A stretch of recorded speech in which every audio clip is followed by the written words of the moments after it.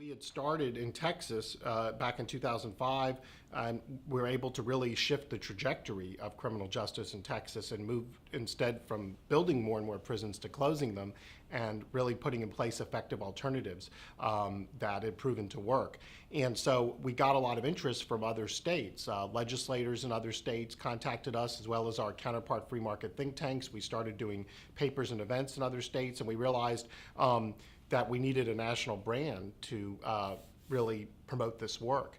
And so I thought of the phrase "right on crime," and our team assembled a number of conservative leaders. Newt Gingrich was one of the first to join, and it really gave us the credibility to go across the country, and particularly to tell other conservative legislators and members of Congress as well that this is something that conservatives should be doing. It's something conservatives care about.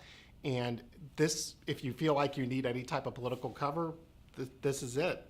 So I think that it really has served that purpose as you look at how many states, and it's not just because of us, there's lots of folks in this effort, but I think it really has kind of been a way for conservatives to unify around this idea of criminal justice reform.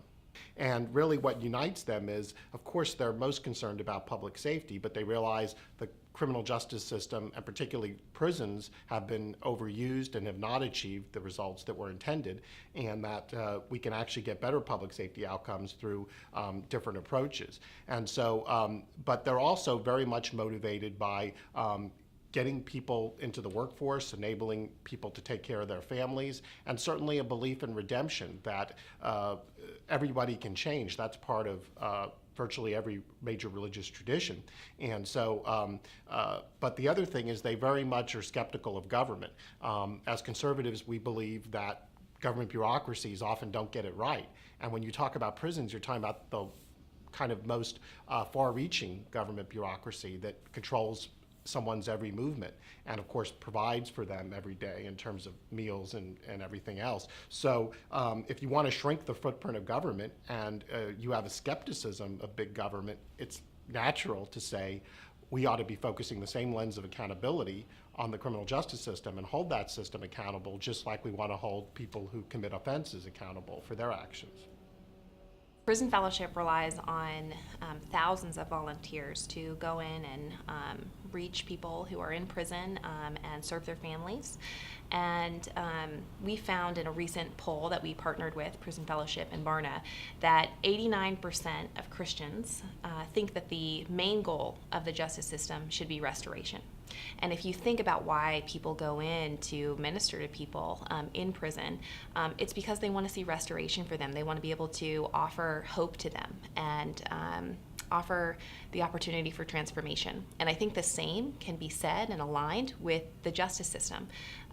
If we put our faith values into work, we also want to see the justice system reflect hope, reflect restoration, reflect accountability. As Christians, we believe that anybody can, no matter what horrible choice they've made in their life, or choices, that they can be transformed. Our founder was a hardcore conservative hatchet man for President Nixon, and he was actually involved in sort of behind the scenes in some of the bad policies that led to the era where we were building prisons and increasing sentences and all of those things. And his change of heart also led him to sort of start this movement. And I mean, Prison Fellowship co-founded Right on Crime with Texas Public Policy Foundation, and Chuck was there from the beginning.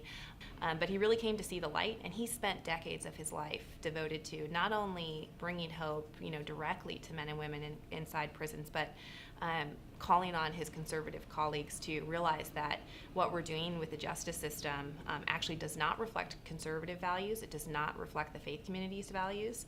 And true conservatives and true Christians should want to see that the justice system is fair, proportional, accountable, really brings healing to the people who have been harmed by crime, does not just treat them as a sidebar. And we also want to make sure we're giving people the opportunity for rehabilitation and redemption when they are inside prison. And we want to make sure that when someone's paid their debt, they've paid it, and that they can really reach their God-given potential when they come back to the community.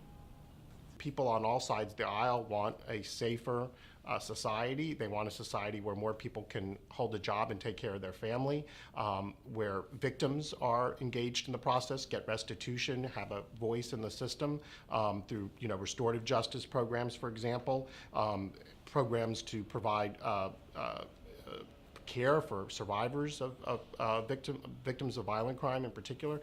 So there's lots of efforts across the aisle on these areas. And so I'm really, obviously we're a very divided society now in terms of people's ideological differences, and also just, communities are separated along various lines. But I think this is an area where we're seeing more and more folks on all sides come together and say, there are real things we can agree on, and we start from, broader philosophical principles that perhaps are somewhat different, but we arrive at these similar solutions to produce better results for public safety, for victims, for offenders and their families.